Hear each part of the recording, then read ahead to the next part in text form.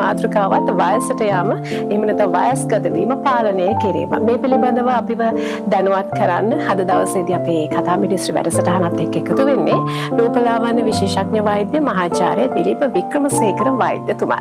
අයිබෝන් වෛද්‍යතුමනි. අයිබෝන්. හොඳයි. දැන් ඉතින් මම කැමති මේ මාතෘකාව ආරම්භයක් ලබා ගන්න මේ මාතෘකාවට මොකද මේ වයසට යනවා කියලා කියන්නේ. අපි එතනින් පැහැදිලි කරගමු. ඔව් ඇත්තටම වයසට වීම කියන්නේ අපි කාලයත් සමග අපේ කවුරුත් දන්න අපේ සෛල වලින් අපි නිර්මාණය වෙලා තියෙන්නේ කාලයත් ගත වීම සමග අපේ ඇඟේ තියෙන සෛල වෙනස් වීම ලක් වෙනවා. ඒ වෙනස් වීමත් එක්ක අපේ තරුණකමේ සිට වයස්ගත පෙනුම දක්වා හැඩරුව වෙනස් වීමක් ලක් වෙනවා. තරුණ පෙනුම වයස්ගත වීම දක්වා වෙනස් වෙන්න ප්‍රකාරණ වීම තමයි වයස්ගත වීම කියලා පෙන්වන්නේ. මේදී රූපලාවන්‍ය වෛද්‍ය විද්‍යාවේදී අපි වැඩිපුරම සලකන්නේ පෙනුම. තරුණ පෙනුමේ සිට වයස්ගත පෙනුම දක්වා කොහොමද මේ මාරු වෙන්නේ කියන එක. මේ විශේෂ ලක්ෂණ කීපයක් තියෙනවා. ඒවත් සමග අපේ තරුණ පෙනුම නැති වෙලා වයස්ගත පෙනුමක් ඇති වීම තමයි වයස්ගත වීම කියලා මූලික අපි සටහන් කරගන්න වෙන්නේ. ඔව් එතකොට ડોක්ටර් දැන් මේ වයසට යනවත් එක්කම අපේ විශේෂයෙන්ම අපිට දකින්න ලැබෙනවා අපි වයසට යනවා කියලා අපිට අඳුන ගන්න පුළුවන් වෙන මේ අපේ මූණ දිහා දැක්කම. ඔව් එතරම් වයස්ගත වීම කියලා දැක්කම වයස්ගත වීම දැක්කම ප්‍රධාන වශයෙන් මොන බව ඇත්ත. නමුත් මුළු බොඩි එකම අපි රිෆ්ලෙක්ට් කරනවා අපේ තරුණ පෙනුම සහ වයස්ක පෙනුම කියන කාරණා දෙක. මූණ තමයි මොකද අපි කවුරුද දන්නවා අපිට කෙනෙක් මුලින්ම පේන්නේ මූණ. ඒතර මූණේ ඇති වෙන වෙනස් වීම පෙන්වන්න පුළුවන් මූලිකව මුළු ශරීරයම ගත්තොත් සමේ. මොකද සම තමයි අපේ ප්‍රධාන ලොකුම අවයවය. ඒ වගේම කෙනෙක් දැක්කම අපේ මුල්ම ඉම්පැක්ට් එක දෙන්නේ සමේ තියෙන තත්ත්වය අනුව. සම රැලි වැටීම නැත්නම් wrinkles නැත්නම් ලැක්ස් හමක් තද ගතිය නැති හමක් ඇතිවීම තමයි වයසගත වීමේ පළවෙනි මේ ලක්ෂණ ගෙන්නන්නේ. අපි කවුරුද දන්නවා අපි 20 ages වලදී ඉස්සර ආසන්න වයස තියෙන අපේ හම වගේ නෙවෙයි 30න් පස්සේ ලැබෙන හම. මොකද අපේ හමේ තියෙන කොලජන් මට්ටම තමයි හමේ තද ගතිය නැත්නම් ටෝන් එකට ටෙන්ෂන් එකට මූලිකම කාරණා වෙන්නේ. වයස්ගතවත් වීම සමග අපේ හමේ තියෙන කොලජන් මට්ටම අඩු වෙනවා. ඒකත් සමග හම රැලි වැටීමට නැත්නම් හමේ තද ස්වභාවය අඩු වෙන පටන් ගන්නවා. මේක තමයි මූලිකම පියවර අපි වයස්ගත වීම කියලා දැනෙන්න පටන් ගන්නවා. සාමාන්‍යයෙන් අවුරුදු 30ට පස්සේ අපේ අර හමේ තියෙන පොලිෂ් එක නැත්නම් ටෝන් එක අඩු වෙලා ඒකත් එක්ක පේන්න පටන් ගන්නවා. අපි දැන් හම වයසට වෙන පටන් ගත්තා කියලා. ඒ වගේ වැදගත්ම කාරණාවක් කියනවා අපි හම කතා කරනකොට දැන් අපි හමේ තියෙන තරුණකම අපි කවුරුත් ඉන්නේ අපිට හොඳම හම තියෙන අවුරුදු 20 දී කියලා පොඩක් හිතන්නේ නෑ. එහෙම නෙවෙයි. අපිට මේ ටීනේජර්ස් පහ වෙලා එනකොට අපිට අලුත්ම ෆ්‍රෙෂ් හම තියෙන්නේ. නමුත් අපේ ස්ට්‍රෝං හම තියෙන්නේ 35 40 35 40 තමයි ශක්තිමත්ම හම තියෙන්නේ. හොඳම උදාහරණයක් සාමාන්‍යයෙන් ටීචින් ක්‍රීම් එක දෙයක් ගාලා ඩැමේජ් එකක් වුණාට අපි හොඳට දකිනවා තරුණ ළමයිට ඩැමේජ් එක නෙවෙයි වැඩි ඉක්මනටම මාස 3න් 4න් පැල්ලම් දාලා එනවා මේ බ්ලීචින් ක්‍රීම් වලට මොකද හමේ තියෙන ශක්තිය බල අඩු නිසා. ඒ කියන්නේ අලුත් හම තමයි ෆ්‍රෙෂ් හම ලස්සනයි. නමුත් දරා ගැනීම හැකියාව අඩුයි. නමුත් 35 40 විතරට අපි හැම උපරිමයෙන් වර්ධනය හොඳම ශක්තිමත් අවස්ථාවෙන්නේ අර ක්‍රීම් එක වල දෙන ඩැමේජ් එකක් ඊට පහු වෙලා අවුරුද්දක විතර පහු වෙලා තමයි එන්නේ. ඒක දරාගෙනම හැකියාව. ඒ වගේ වයස්ගත වීමේදී වෙන්නේ අපේ අලුතින් අපිට ලැබෙනවා ලස්සන හොඳ හමක් තියෙන අවුරුදු 20 ගණන් වල වගේ.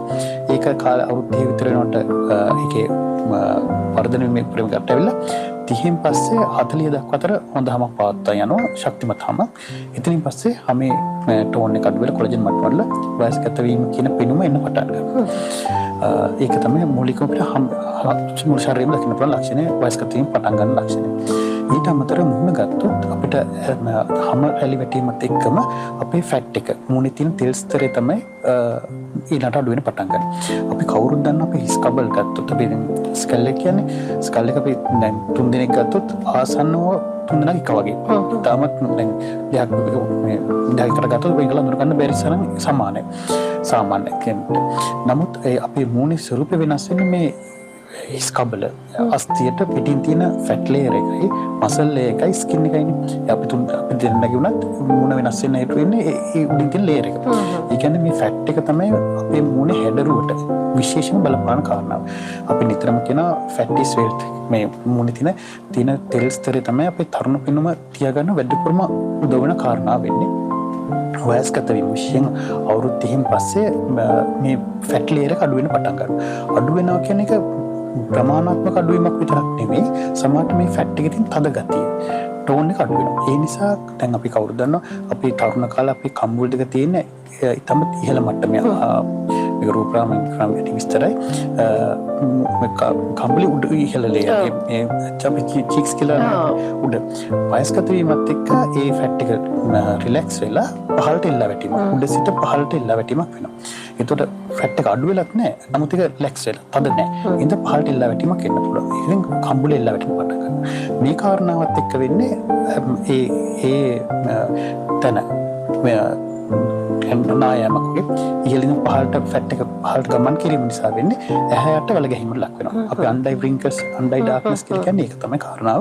ඒකට ඇහැට කළු වෙලා ඇහැට රැලි වැටෙන්න පටන් ගන්නවා. ඒ වගේම එල්ලා වැටුණු කම්බුල් දෙක නිසා නාසය දෙපැත්තෙන් රැල්ලක් එන්න පටන් ගන්නවා. ස්මයිල් ලයින් කියලා අපි කියන්නේ. ඒක එනවා ඊළඟට කම්බුල් දෙක එල්ලා වැටීමට ලක් වෙනවා.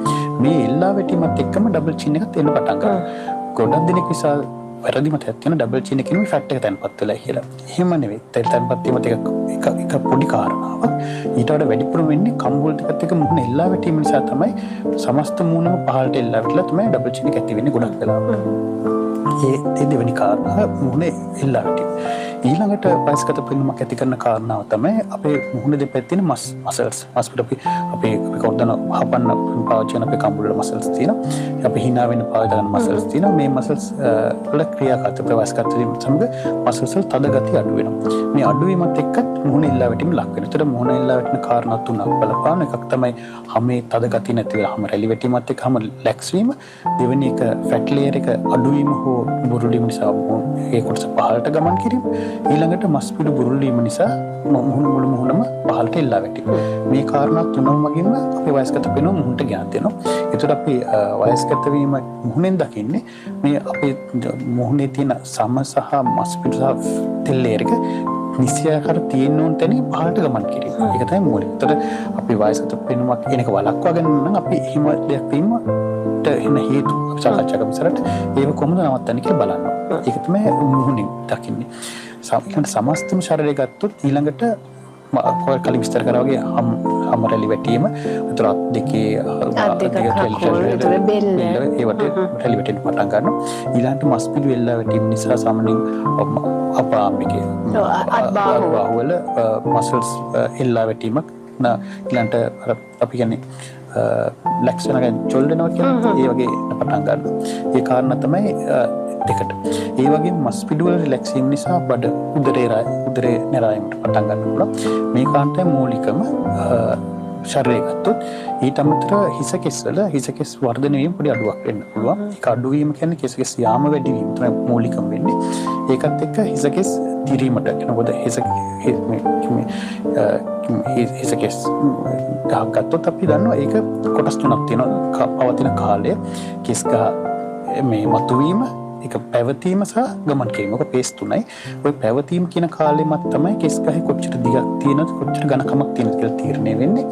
දැන් අපි හිතමු කෙස් ගහ ඉක්මනට යන්න ගත්තොත් වෙන්නේ පවතින කාලය අඩු වෙනවා. අපි දන්නවා සාමාන්‍ය ශාකයක් මත වැඩි කාලයක් තිබුණ වැඩිපුර වැවෙනවා වැඩිපුර ගන්නවා.